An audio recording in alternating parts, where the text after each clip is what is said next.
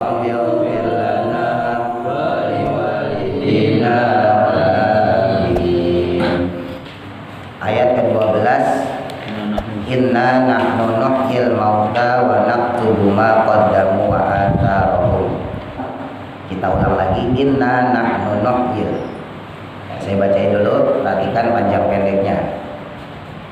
A'udzu billahi minasy syaithanir rajim. Inna, ingat nun tasdid, mim tasdid ditahan. Ya jangan inna, jangan. Inna nahnu hanya dipisir.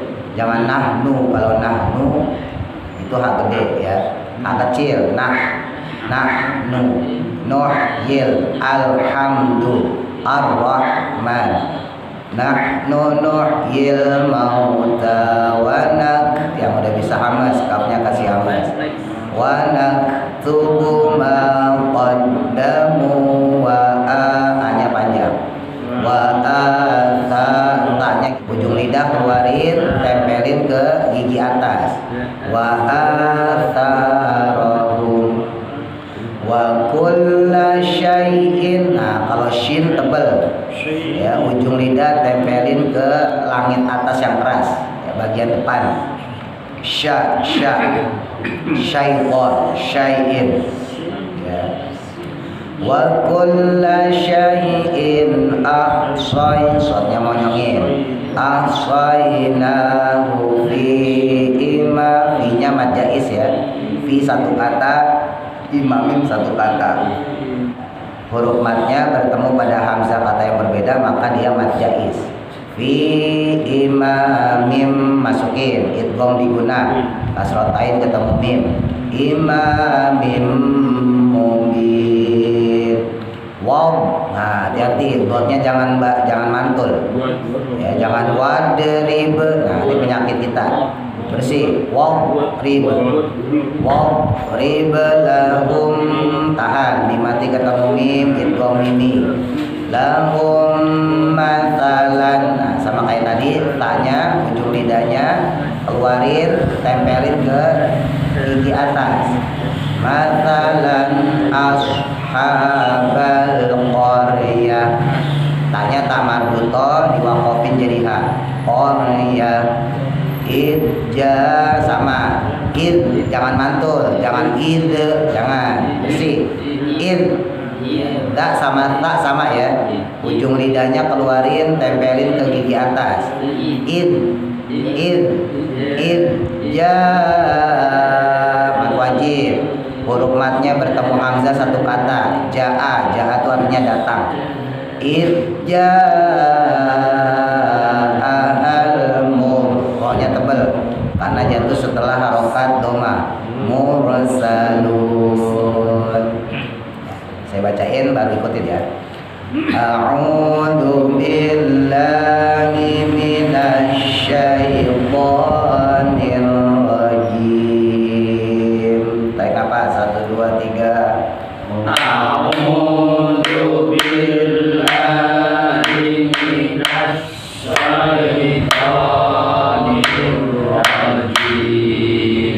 Inna nahnu nuhyil mauta wa naktubu ma qaddamu wa atharahum. Tarik nafas 1 2 3. Inna nahnu nuhyil mauta wa naktubu ma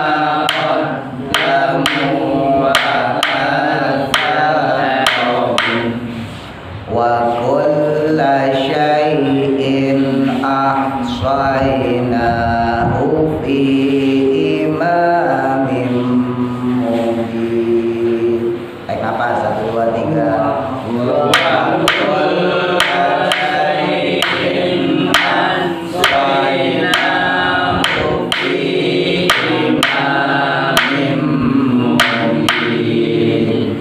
Wadrib lahum ashabal qaryah. Baik, apa? 1, 2, 3.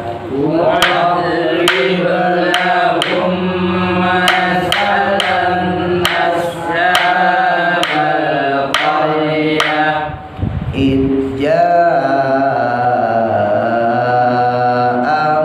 الْمُرْسَلُونَ. Baik, nafas. إِذْ جَاءَهَا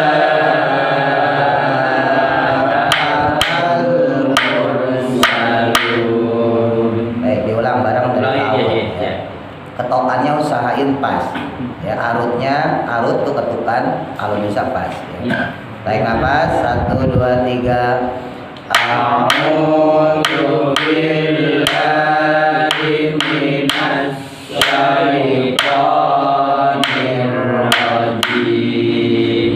Baik, nafas. Inna nahnu nuhyil mauta wa naktubu ma qaddamu wa atharahum. Tarik nafas. Wa kulla syai'in ahsaynahu fi imamin mubin. Tarik nafas. 1, 2, 3. Wadrib lahum masalan ashabal qaryah. Tarik nafas. Iz ja'ahal mursalun. Shadaqallahul azim. Jangan tanya enggak? Pinter semua enggak? Pinter semua. Bukan pinter semua, jangan mau ditanya apa enggak penting. Ya kan kalau orang nggak nanya kemungkinannya 2. Udah paham sama kagak paham sama Enggak ngerti sama sekali. ya saya husnuzon aja mungkin udah paham. Ini Ustaz. Ya. Ini yang V ada titik nol itu kan tuh. Nah, sukun itu Hah? sukun ya-nya sukun makanya panjang. Oh, ini kan ada merahnya. Nah, Nah, itu ada nol yang bawahnya. nah bukan nol itu ya sukun Ya, fi ya sukun Enggak sukun. mad jais itu.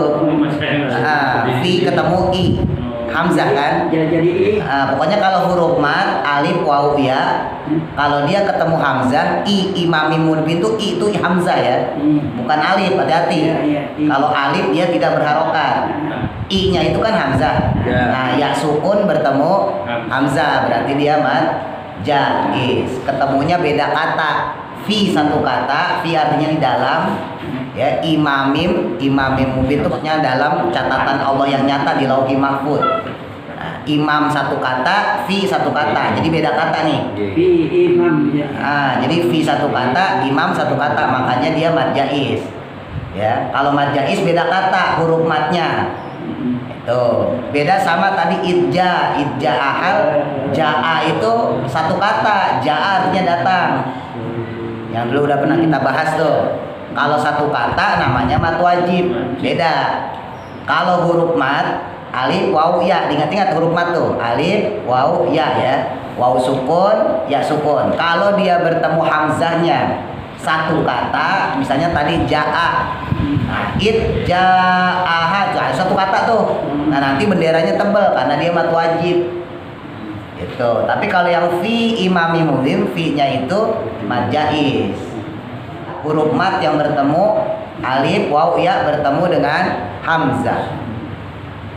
Gitu, ya. Lagi. Baik, dibuka lanjutannya halaman 5 ya.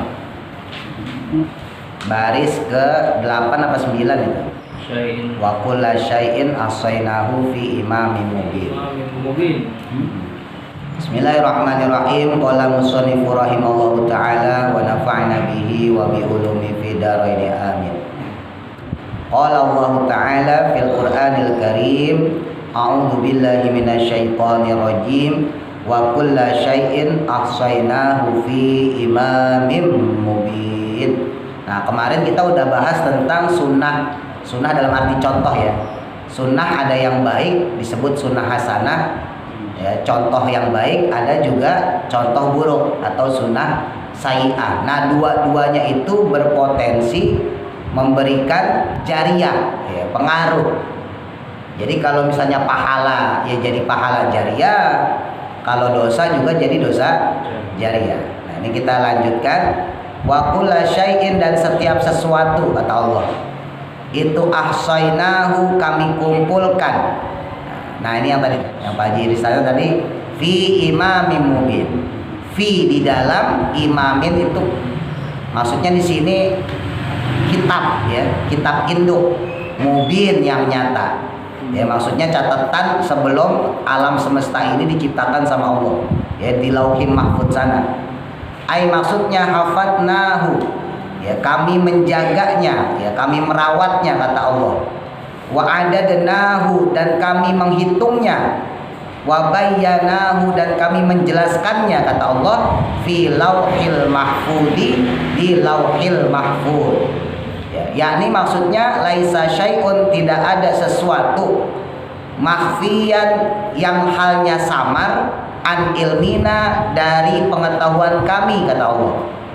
Jadi kalau kita hidup di sini, Pak, ya, terus nanti kita meninggal, itu dari awal kita hidup, dari awal gitu ya, sampai kita meninggal, itu catatannya lengkap. Nggak ada satupun yang nggak ada. Nggak ada yang keselip. Dan nggak bisa dikorupsi. Malaikat kagak bisa disogok, nggak bisa disuap. Ditambahin kagak bisa, dikurangin juga kagak bisa. Karena apa? Karena sebelum kita diciptakan, sebelum kita dilahirkan, jauh sebelum alam semesta itu juga dibuat sama Allah, itu kita udah ada catatan di Lauhil Mahfuz sana. Udah dicatat. Pak Haji Idris kapan lahirnya misalnya gitu. Ya, lahir kapan, tanggal berapa, terus nanti menikah tahun berapa, punya anak berapa, istrinya siapa, meninggal kapan, rezekinya dia, udah semua. Di Lauhil Mahfuz semua kita begitu. Gak ada yang gak tercatat sama Allah sebelum kita diciptakan.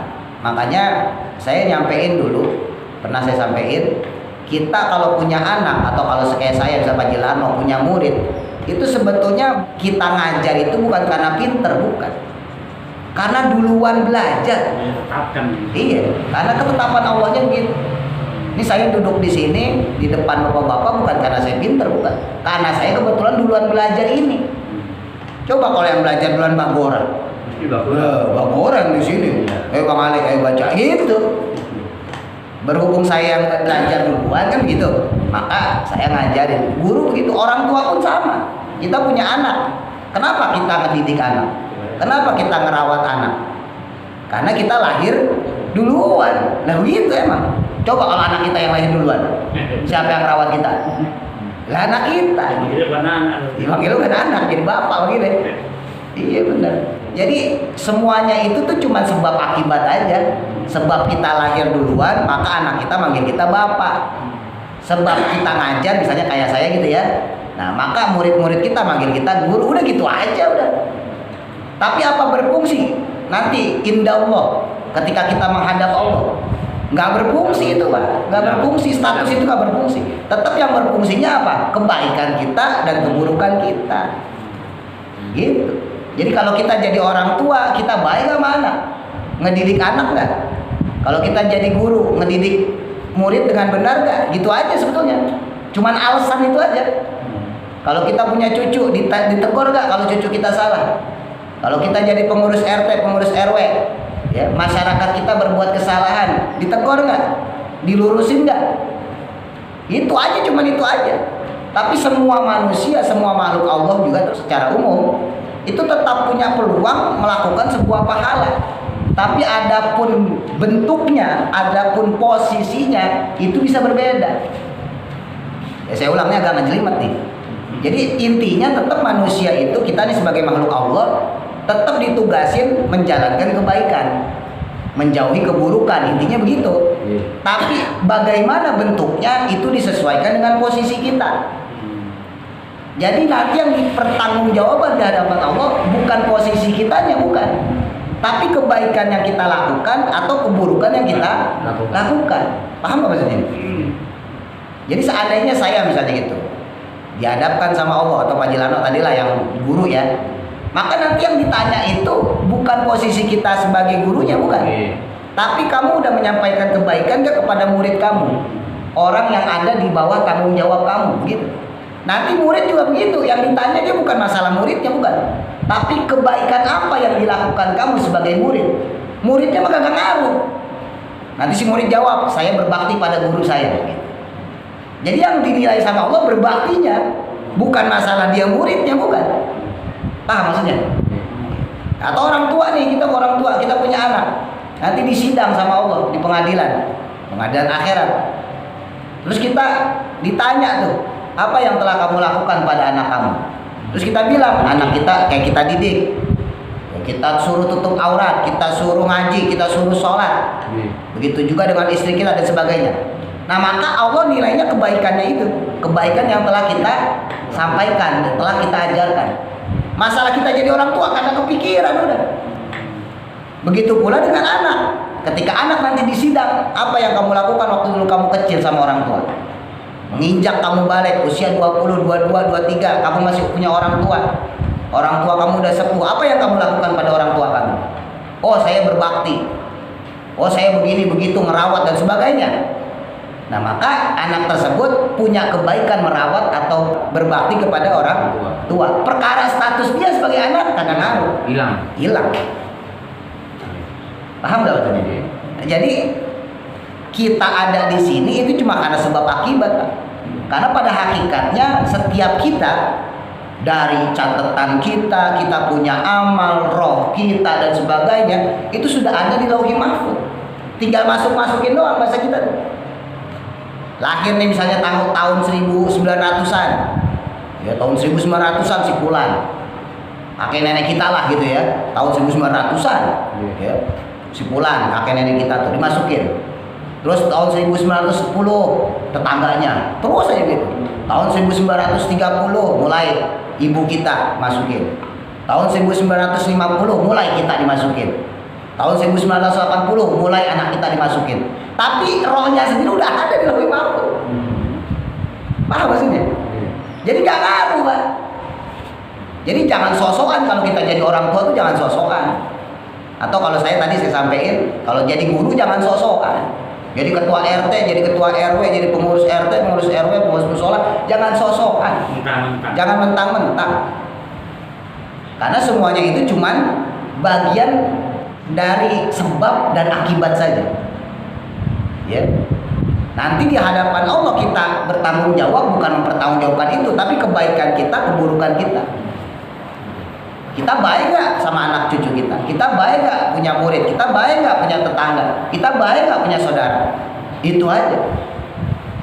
Nah, yang besar dalam petakdiran kita di Lauhul Mahfuz itu sebetulnya bukan status kita sekarang. Bukan status kita sebagai orang tua, bukan status kita sebagai guru, bukan status kita sebagai pengurus RT, pengurus RW, atau kita mungkin punya pangkat di kantor. Bukan itu. Status terhebat itu adalah ketika kita dilahirkan dari rahim seorang muslim. Bapak kita punya agama Islam, ibu kita agamanya juga Islam, itu yang terhebat. Maka lahirlah kita Islam. Adapun posisi nggak ada yang ditanggung jawab itu. Jadi banggalah dengan lahirnya kita dalam keadaan muslim. Jangan bangga kita jadi orang tua. Jangan terlalu bangga kita jadi guru, jadi pejabat, jadi ketua RT, ketua RW. Jangan terlalu bangga. Jadi penceramah, jadi mubalek, jadi imam, pengurus musola. Jangan terlalu bangga. Kenapa? Karena itu nanti akan menyeret kita kepada kekecewaan. Sering kan saya sampaikan, kita jadi orang tua, anak bandel, cucu susah diatur, itu bakal kecewa. Anak dididik dari kecil, disekolahin, di ngajiin, bandelnya minta ampun. Kenapa? Karena kita mikirnya status kita sebagai orang tua. Kita nggak berpikir bahwa saya punya kewajiban untuk menyampaikan kebaikan. Nah, Allah memberikan kepada kita salah satu alternatif untuk berbuat kebaikan, yaitu berupa anak. Perkara anak jadi baik atau tidak, itu udah urusan Allah. Nah, yang penting kita sudah berusaha. Saya misalnya gitu punya murid, ya, Pak Jelano juga tuh punya murid. Ya. Tugas kita itu adalah menyampaikan pelajaran. Tugas kita itu menyampaikan yang hak, yang benar, yang batil, yang batil. Kita menyampaikan ilmu pengetahuan, kita sampaikan wawasan tentang dunia, tentang akhirat, tentang agama dan macam-macam. Nah, pertanyaannya apa kemudian nanti murid jadi pintar semua? Kagak. Yang Pak pintar paling berapa? Dibandingkan yang OON-nya banyakan yang OON-nya. Ya kan? Dibanding yang double-nya banyak yang double-nya. Lah kita kalau mikirin kayak gitu Pak, pusing Pak. Guru kalau mikirin kayak gitu pusing, anak susah buat diatur sih. Sama stroke. Wah, iya maksud udah diajarin kagak bisa, kagak paham, kagak ngerti. Itu karena kita mikir status kita sebagai guru. Coba kalau kita mikir hanya sebagai sebab akibat doang. Oh, saya dikasih ilmu sama Allah, saya cuma disuruh nyampein, selesai urusan. Gitu. Makanya hati-hati, ya. Hati-hati, kita itu sering terlena sama hal yang ya sifatnya sebab akibat, bukan intisarinya, bukan substansinya. Ya, hakikat kita hidup di dunia ini ya seperti yang Allah sampaikan. Ya. Wa ma khalaqtul jinna wal insa illa liya'budun. Tidaklah kuciptakan jin dan manusia kecuali untuk beribadah. Nah, peluang kita jadi apa nih? Kita jadi orang tua, maka beribadahlah seperti orang tua. Apa beribadah dengan jadi orang tua tuh? Ya udah, ngurus anak, didik anak, ngerawat anak, biayain anak, nafkahin anak, begitu. Dan ibadah kita sebagai guru ya udah ngajar yang baik, santun sama murid, beri contoh suri tauladan, begitu. Kita jadi pedagang, ibadah jadi pedagang gimana? Dagang yang jujur, layani pembeli yang baik, murah senyum, tebarkan salam. Begitu. Tetap substansinya mah ibadah, Pak. Iya kan? Substansinya tetap berbuat baik, nggak peduli apa profesi kamu, apa posisi kamu. Gitu. Karena yang nanti akan ditanggungjawabkan bukan posisi kita, bukan profesi kita, tapi kebaikan apa yang kita lakukan, ibadah apa yang kita lakukan. Allah nggak bakal nanya, Pak Idris kenapa kamu punya kontrakan? Kagak. Iya kan? Nggak mungkin nanya gitu buat apaan. Yang ditanya sama Allah, Pak Idris kebaikan apa yang telah kamu lakukan? Wah, saya punya kontrakan. Pernah ada malaikat, orang kagak punya duit datang ke rumah misalnya itu, minta tinggal di rumah kontrakan saya. Karena saya kasihan, dijanda lagi, udah saya kasih gratis misalnya gitu. Nah itu kebaikan itu yang dinilai, yang dicatat. Pak Jikohar misalnya gitu, apa yang kebaikan yang kamu lakukan? Oh, saya ada orang datang minta ngajarin abatasa. Udah tua, ubanan, susah diatur, baru belajar abatasa. Ya udah saya kasihan aja sama dia. Udah saya ajarin deh malaikatnya, biarin dah bopeng bopak deh. Nah itu kebaikan itu. Iya. Ya jadi hati-hati ya. Jangan terlalu sok lah. Ya. Jangan terlalu aji mumpung. Mentang-mentang kita punya pangkat, mentang-mentang kita punya jabatan, mentang-mentang kita orang tua, mentang-mentang kita ketua RT, ketua RW, mentang-mentang kita pengurus musola, ya, mentang-mentang kita punya pengaruh, terus memanfaatkan itu untuk kepentingan pribadi kita. Hati-hati. Ojo dume. Ojo dume. Kalau bahasa Jawanya ojo dume. Terjemahnya di bawah nih. Jangan sok. Nah, gitu. Pak Jidis bingung ojo dume apa? Jangan sok ya. Jadi hati-hati. Nah, wadrib lahum mathalan ashabal qaryah id ja'ahal mursalun. Nanti ini ada kisah nih, kisahnya panjang nih. Banyak kisah tentang penduduk Antioquia. Nah, maka Nabi disuruh sama Allah, buatlah lahum untuk mereka masalan, sebuah umpama, ya, sebuah permisalan, ashabal qaryati, tentang penduduk suatu negeri. Ai maksudnya udkur, berilah peringatan lahum kepada mereka, ya Muhammad, wahai Nabi Muhammad. Nabi disuruh ngasih peringatan tapi dengan bentuk cerita. Nah ini sebetulnya metode dakwah juga, Pak. Wa masil, dan buatlah contoh, buatlah permisalan. Ya, perumpamaan halahum akan keadaan mereka di kisoti ashabil qaryati dengan kisahnya penduduk suatu kampung, suatu negeri. Wahia adapun negeri tersebut itu Antokia, tuh negara Antokia. Negara Antokia ini perbatasan apa kalau zaman dulu tuh Uni Soviet, Rusia ya kalau sekarang ya. Nah, perbatasan situ. Ya, makanya dulu saya sampaikan nabi-nabi itu semuanya Islam. Ya, dari zaman Nabi Adam semuanya membawa syariat Islam, membawa ajaran Islam. Nabi Ibrahim ya Islam, Nabi Musa ya Islam, Nabi Isa ya Islam, Nabi Muhammad ya Islam. Cuman bentuk syariatnya aja yang berbeda-beda. Ya, Nabi Muhammad sebagai penyempurna Islamnya. Gitu. Tapi semua Nabi Islam. Ya dulu Mesir ya Islam, ya sebelum kemudian dipegang sama Fir'aun, nah, terus dimuslimkan lagi, begitu aja terus dunia itu. Idja'aha, ketika datang kepada penduduk Antokiah tadi al-mursaluna, yaitu para utusan, ya, para rasul. Ada yang mengatakan ini nabi Bani Israel. Ya, jadi nabi itu banyak, tapi yang wajib kita ketahui cuman 25. Konon nabi itu ada yang mengatakan 124.000. Ada yang mengatakan 136.000 total nabi, Bang. Tapi yang wajib diketahui cuma 25. Itu aja kadang nggak hafal kita. Coba sebutin. Enggak. Udah langsung kan. Iya. Yang penting Nabi Muhammad aja deh. Iya. Kalau anak-anak pengajian saya hafalin. Adam, Idris, Nuh, Hud, Saleh, Ibrahim, Lut, Ismail, Ishaq, Yaqub, Yusuf, Ayub, Su'aib, Musa, Harun, Zulkifli, Daud, Sulaiman, Ilyas, Yunus, Zakaria, Yahya, Isa, dan penutup Nabi yang mulia Muhammad al-Mustafa. Makanya saya akan ngajarin anak-anak. Aki-aki mah ribet, apa-apa kagak bisa. Rukun Islam kagak hafal, rukun iman kagak hafal. Bolak-balik. Nama Nabi taunya 5 doang. Anak-anak kecil serba bisa. Ya tapi gimana di zaman akhir? Apa ceritanya tuh tentang Rasul tadi ya, utusan Allah tadi. In arsalna, ketika mengutus kami kata Allah, ilaihim kepada mereka isnaini, 2 orang utusan, 2 orang Rasul. Yakni maksudnya ya Muhammad, wahai kanjeng Nabi Muhammad, bayyin, jelaskanlah, ceritakanlah li ahli Makkah, kepada penduduk kota Mekah, ahwala ahli Antokiyati, tentang keadaan penduduk Antokia. Ya, jadi satu ada penduduk Antokia ini didakwahin, Mbak.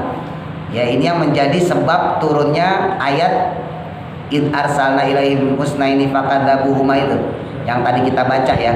Fa'azzazna bisalisin faqalu inna ilaikum mursalun. Ini asbabun nuzulnya. Li'anna arsalna, sesungguhnya kami kata Allah telah mengutus ila kulli qaumin, setiap kaum, rasulan, satu rasul. Tuh, setiap kaum pasti ada rasulnya. Fa'arsalna, maka kami mengutus ila ahli Antokiyata, ke penduduk Antokiyah, rasulaini, 2 orang rasul, 2 orang utusan. Ini hebatnya anak umat Nabi Muhammad sebetulnya ini, Pak. Umat-umat Nabi dulu itu setiap zaman ada rasul. Setiap balad ya, setiap daerah, setiap umat ada rasul, ada nabi. Bahkan tidak sedikit, beberapa kali zaman itu ada 1, 2, bahkan 3 nabi. Iya, setiap tahun. Nah ini dulu yang kita bahas ya. Misal contoh Nabi Isa. Nabi Isa itu di zamannya ada Nabi Zakaria, ada Nabi Yahya.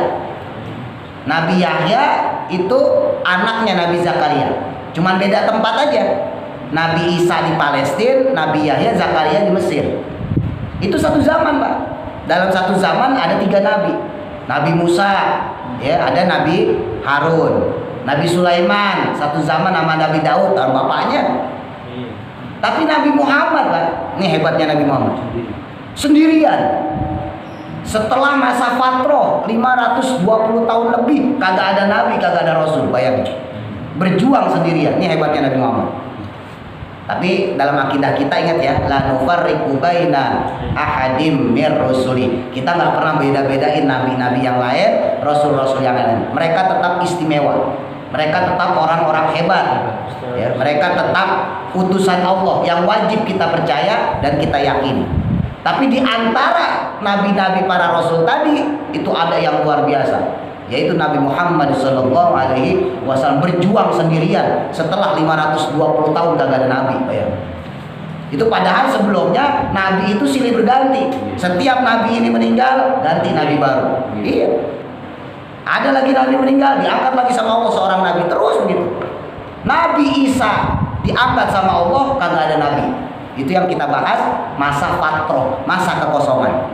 Sampai kemudian 520 tahun kemudian lahirlah Nabi Muhammad SAW dan berjuang sendirian. Bayangin, nggak ditemenin Nabi, kagak. Karena Nabi Muhammad Nabi terakhir. Iya. Walaupun ada beberapa sahabat yang di bahasa kita dikiaskan sama Rasulullah. Misalnya Sayyidina Umar.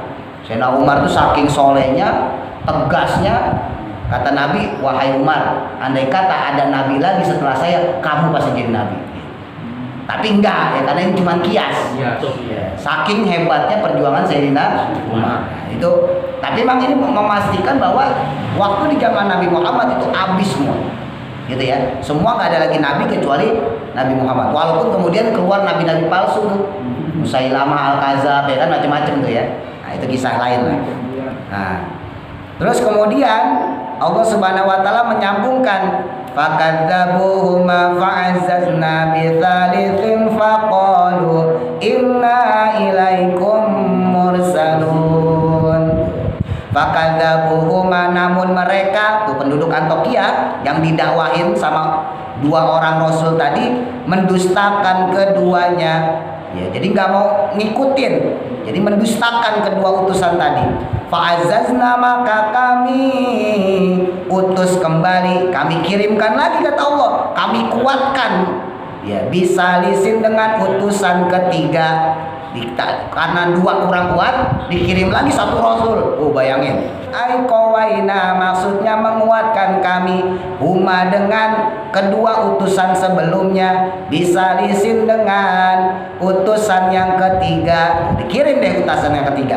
Faqalu, maka berkata mereka semua, mereka ngomong para utusan tadi, ya. Ai maksudnya ba'da taqwiyatihim, setelah menguatkan mereka, inna sesungguhnya kami, kata mereka tuh, ilaikum pada kalian itu mursaluna, orang-orang yang diutus. Kami ini adalah orang-orang yang diutus untuk kalian. Tuh kata Rasul-Rasul tadi, minallahi, dari Allah, fawahiduhu, maka bertauhidlah kalian pada Allah, wa aminu, dan berimanlah kalian bihi, kepada Allah. Mereka cirinya Rasul, cirinya mubalek, cirinya pendakwah, ya udah iman, nyuruh orang berbuat kebaikan, ya bertauhid, mengesahkan Allah. Qala, berkata al-mufassiruna, para ahli tafsir, ba'atha, nah ini tentang kisahnya ya. Ini kisahnya nanti panjang Pak, mungkin bisa 3 kali 4 kali pertemuan ini. Ya. Ba'atha, mengutus Isa, Nabi Isa alaihissalatu wassalam. Nabi Isa mengutus Rasulaini, 2 utusan. Minal hawariyina, dari kaum hawariyin. Nah, jadi Nabi Isa itu punya 70 pengikut setia yang disebut dengan kaum hawariyun atau kaum hawariyin. 70 orang, 70 pengikut setia Nabi Isa. 70 orang ini juga yang menjaga Nabi Isa ketika Nabi Isa mau dibunuh, mau disalib. Dulu saya udah sampein ya. Ada 2 versi. Ada Nabi Isa ketika sudah diselamatkan oleh Allah, kan dikejar-kejar tuh. Ini diselamatin sama 70 hawariyun, Pak. Jadi mereka ini tadi kan di sini disebutin. Mereka ini utusan-utusan Nabi Isa itu dibunuh-bunuhin. Jadi kalau Nabi Isa mau ngirim utusan, jadi nabi kepala nabinya kan Nabi Isa nih.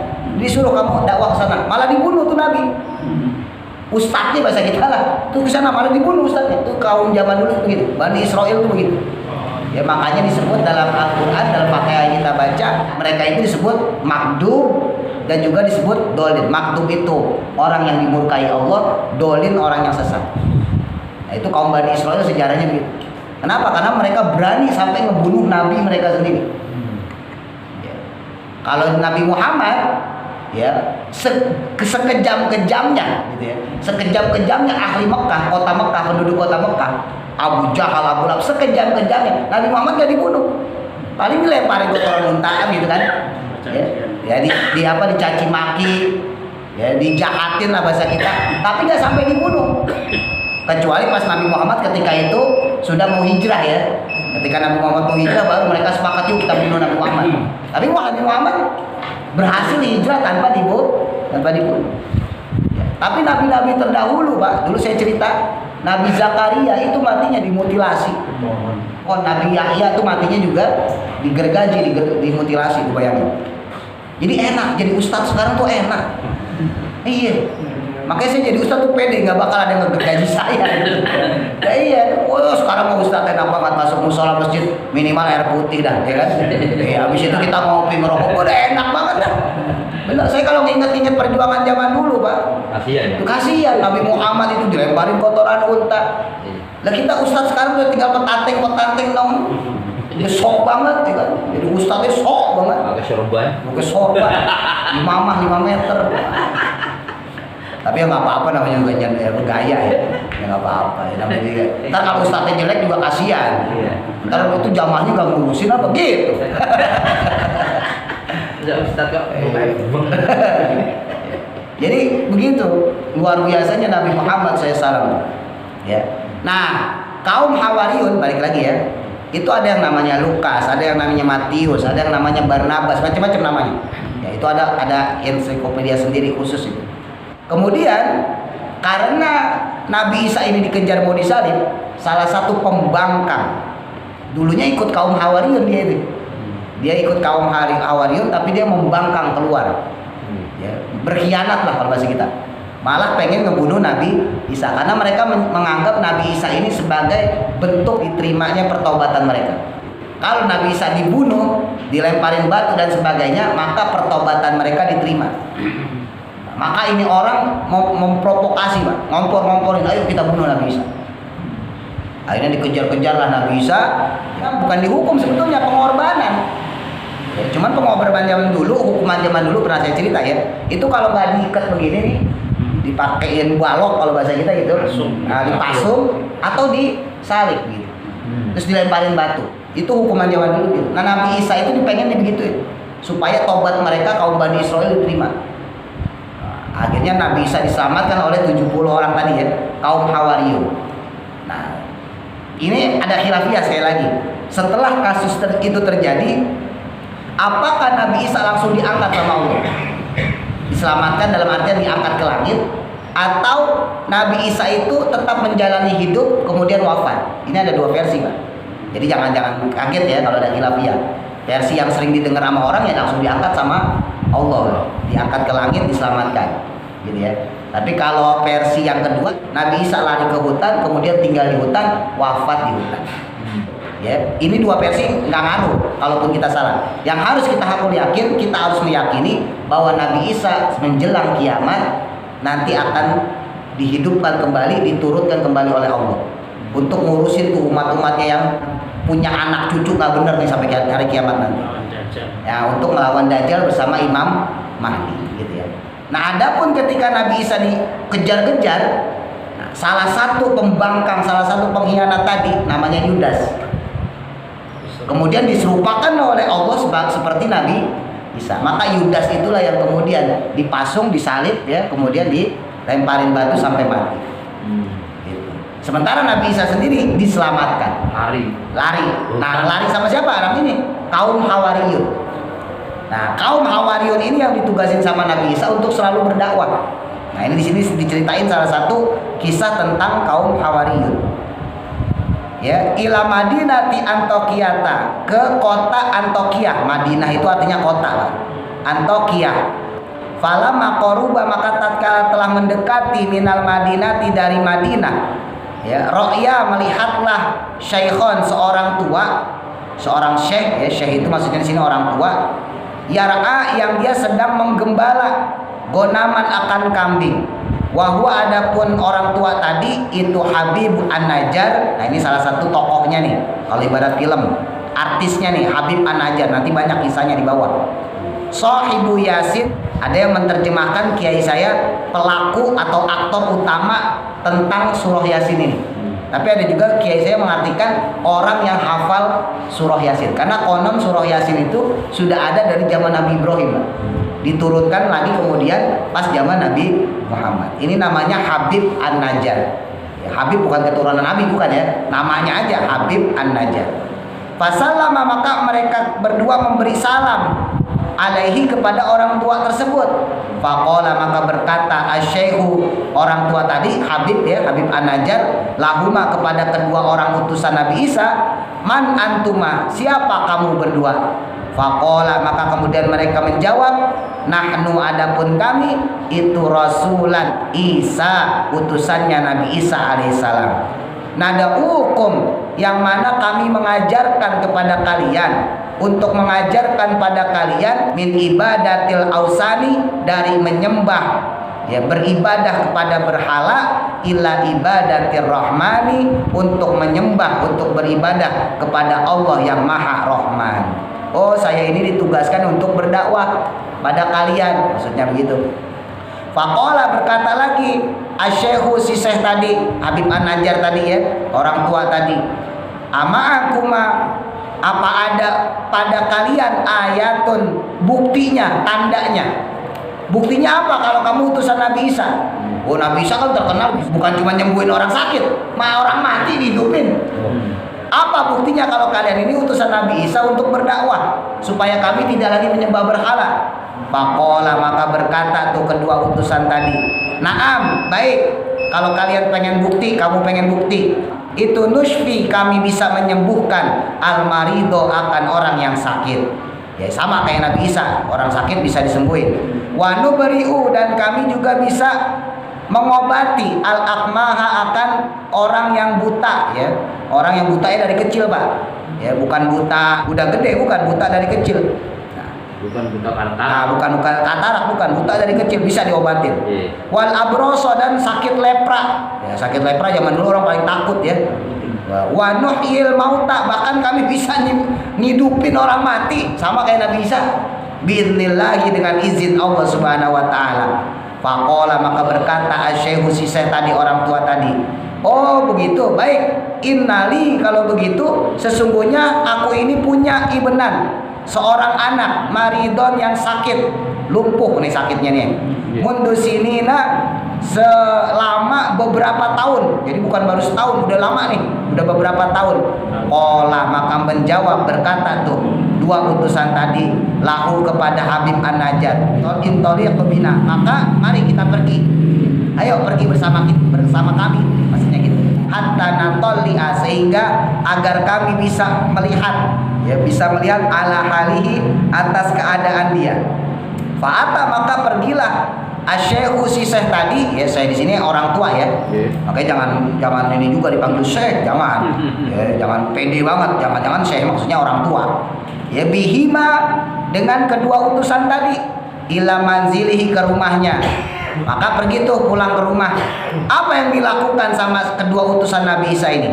Famasaha, maka kemudian mengusap keduanya. Ya, dua orang tadi mengusap ibnahu, akan anaknya Habib An-Najjar tadi. Faqoma, maka berdirilah anak yang tadi lumpuh itu, biiznillahi ta'ala, dengan izin Allah Subhanahu wa ta'ala, sahihan, dengan sembuh, dengan sehat. Maka fa'amana, langsung beriman siapa si Habib An-Najjar tadi, bihima, kepada kedua utusan tadi. Oh, saya percaya kalian utusan Nabi Isa, baik, saya bersyahadat. Oh, mereka syahadat tuh, beriman pada Allah. Nah, fafasya al-khabaru, maka tersebarlah tuh berita tadi tuh. Bahasa kita sekarang viral. Wah, ada orang lumpuh bertahun-tahun disembuhin. Yang nyembuhin katanya ngakunya utusan Nabi Isa. Fil Madinati, seantero penjuru kota. Wah, orang pada tahu. maka wasyafallahu, maka memberikan kesembuhan Allah Subhanahu wa taala ala aidihima, atas lantaran tangan keduanya, kasiron, orang-orang yang banyak, minal mardo, daripada orang-orang yang sakit. Orang-orang yang sakit disembuhin tuh sama orang-orang itu. Nah, nanti apa kelanjutannya? Insya Allah pekan selanjutnya. Wallahu a'lam. Mudah-mudahan manfaat. Al-Fatihah. Bismillah.